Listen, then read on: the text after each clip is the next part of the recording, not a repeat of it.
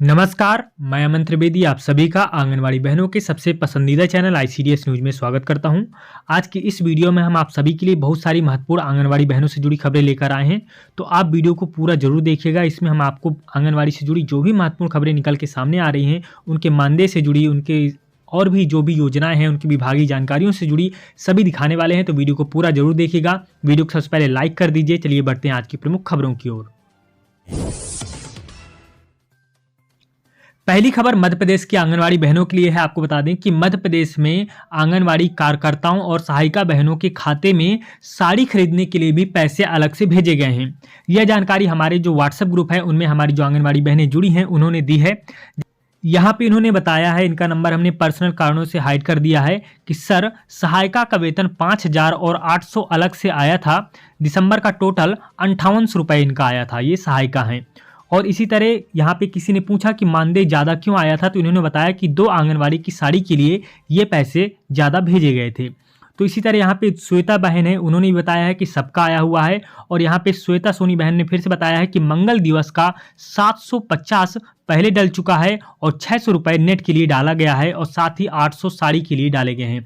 तो इस तरह से मध्य प्रदेश में आंगनवाड़ी कार्यकर्ताओं और सहायिका बहनों के खाते में साड़ी के लिए 800 रुपये तथा नेट रिचार्ज के लिए 600 रुपये डाले गए हैं। आप हमें बताइए कि क्या आपके खाते में भी आए हैं। मध्य प्रदेश से जितनी भी आंगनवाड़ी बहन देख रही हैं कमेंट करके जरूर बताएं। अगर आपको हमारी खबरें अच्छी लगती हो तो वीडियो को लाइक भी जरूर करें।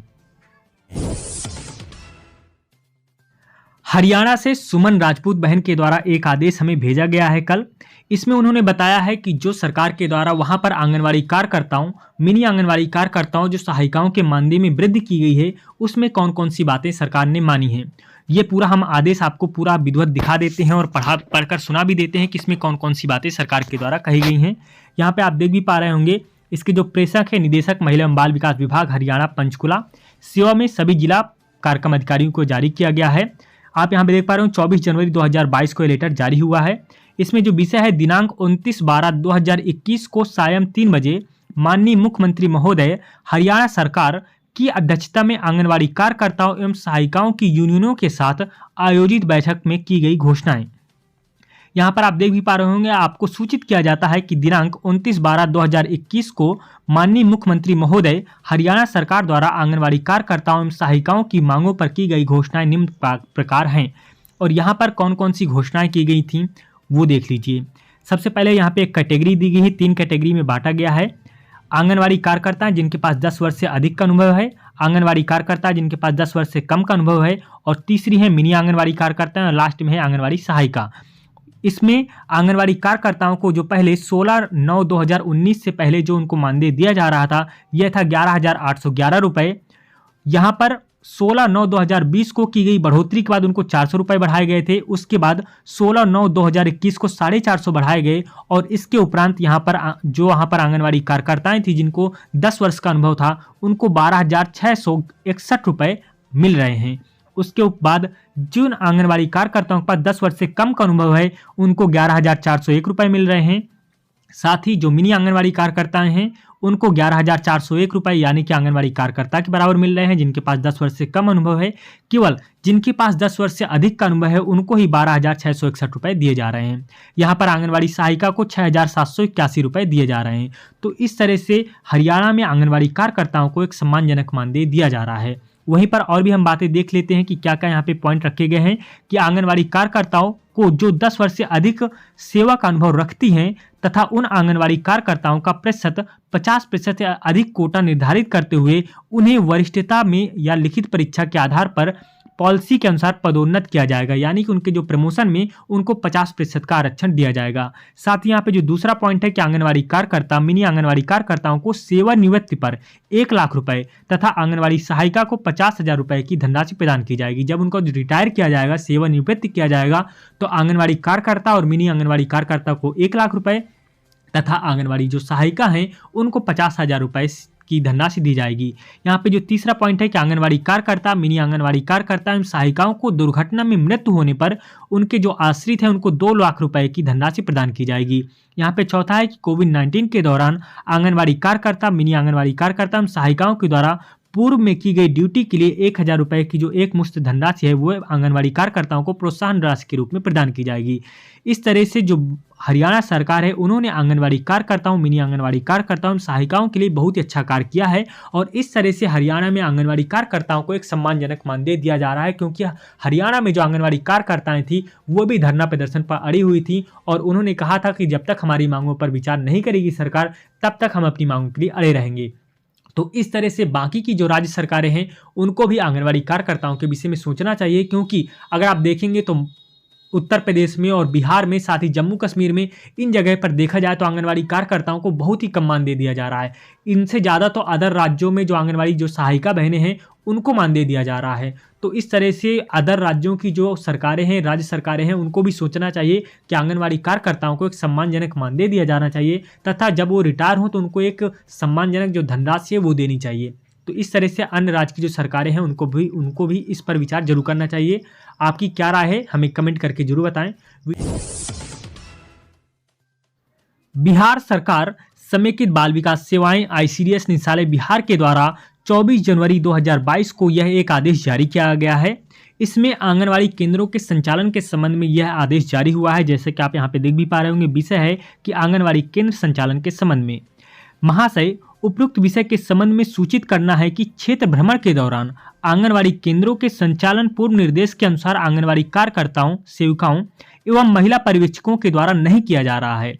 अतएव अनुरोध है कि अपने जिला के अंतर्गत सभी आंगनवाड़ी केंद्रों पर कोविड-19 के प्रोटोकॉल के आलोक में केंद्र संचालन कराना सुनिश्चित किया जाए तथा केंद्र संचालन का समय पूर्व में दिए गए निर्देश के आलोक में संचालित किया जाए। और यहाँ पे नीचे आप देख पा रहे होंगे इनके निदेशक हैं, उनके हस्ताक्षर भी हैं। तो इस तरह से जो बिहार में जहाँ पर भी आंगनवाड़ी केंद्रों का संचालन नहीं किया जा रहा है तो उसके संबंध में कहा गया है कि जो भी वहाँ पे महिला पर्यवेक्षक हैं वह आंगनवाड़ी केंद्रों का जो संचालन है कोविड-19 के प्रोटोकॉल के अंतर्गत वहाँ पे कराना सुनिश्चित करें।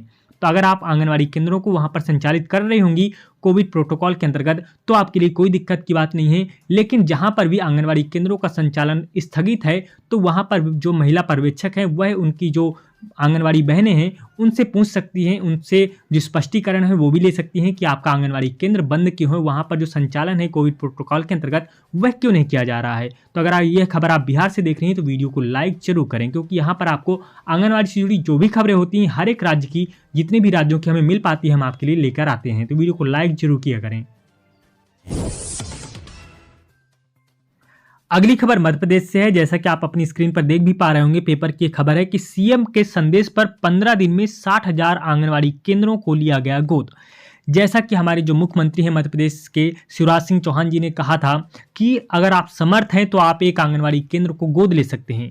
उनकी यह बात लोगों के दिल को छू गई और इस तरह से 15 दिन के अंदर ही मध्य प्रदेश के लगभग 60,000 से अधिक आंगनवाड़ी केंद्रों को लोगों के द्वारा गोद लिया गया और वहां पर जो जरूरी सुविधाएं हैं वह मुहैया कराने के लिए लोग प्रयासरत हैं।